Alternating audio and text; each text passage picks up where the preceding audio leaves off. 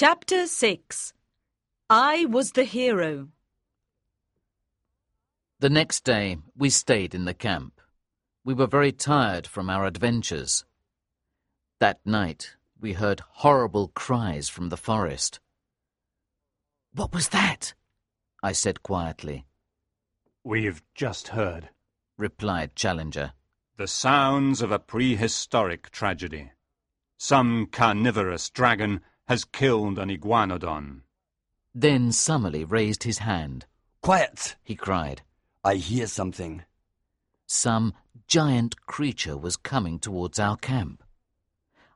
"I think it's going to jump into our camp," I said, preparing my rifle. "Don't shoot," said Lord John quietly.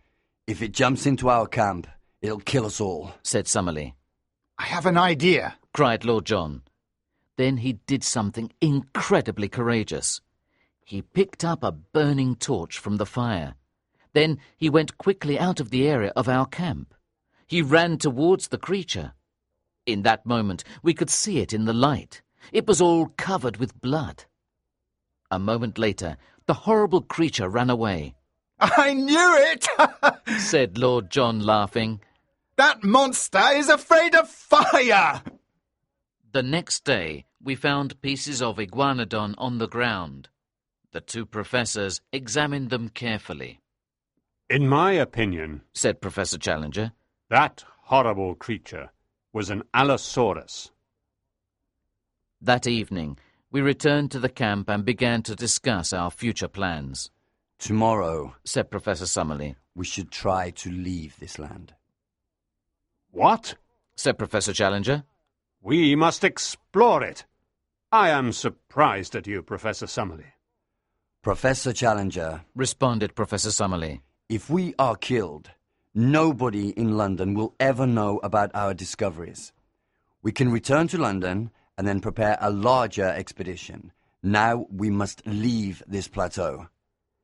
"Perhaps you're right," answered Challenger. "But first, we must at least make a map of Maple Whiteland." "That will take too much time," said Summerlee. "There are no high mountains.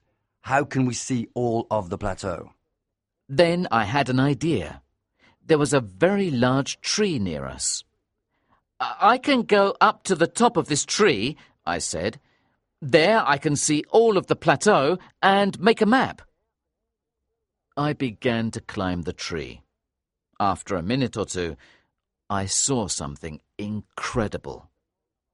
A face. The face of a horrible red ape man was looking at me. It made angry noises at me, but then it disappeared quickly. I was shocked, but I decided to continue to climb. When I arrived at the top, I looked around. In the distance, I saw a lake. Then I drew a map of Maple Whiteland. When I came down again, I described the ape man to my friends. "Perhaps," said Challenger, "it was a kind of primitive man between ape and man. The missing link. We must discover more about it." "No," said Summerlee. "We must leave this land. Now we have the map, we can try to return to civilization." That night, I was too excited to sleep after my adventure.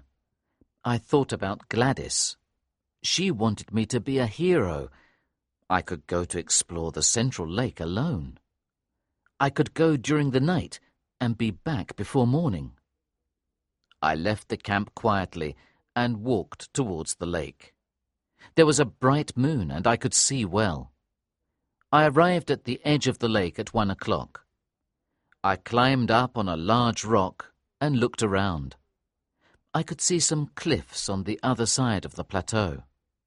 There were a series of caves in these cliffs. Now I could see lights in them. So, there were humans on the plateau. I could see many creatures in the lake. One had a long neck and swam in the water. Then I heard the sound of a large animal walking very near me. I saw it. It was very familiar to me. But why? Then I remembered it was the creature in Maple White's drawing. A stegosaurus! When I looked at my watch again, it was 2 o'clock. It was time to return to the camp. I walked and thought about my great discoveries. Then, after a few minutes, I heard something behind me. The sound came closer. I turned and saw that horrible monster, the Allosaurus. I decided to run, but the creature began to run too. He came closer. I was terrified. I screamed. And then I heard a crash. I was falling down into a deep hole, and then everything became dark. I was unconscious for a few minutes. When I woke up, I smelled something horrible. Around me, there were large pieces of old meat. I was in a trap for dinosaurs, a trap made by humans. I slowly climbed out of the hole and continued my walk to the camp. Suddenly, I heard the sound of a rifle. I ran towards the camp and shouted. Nobody answered. When I arrived, I saw blood on the ground. All my friends were gone. I was alone in that world. But then I remembered Zambo. I went to the edge of the cliff. Zambo was still there at his camp, waiting for us. There was an Indian with him. Zambo climbed up to the top of the tower of rock. When he was opposite me, I threw a letter to him for the Indian to take to the nearest village. Maybe he could bring ropes to help us climb down.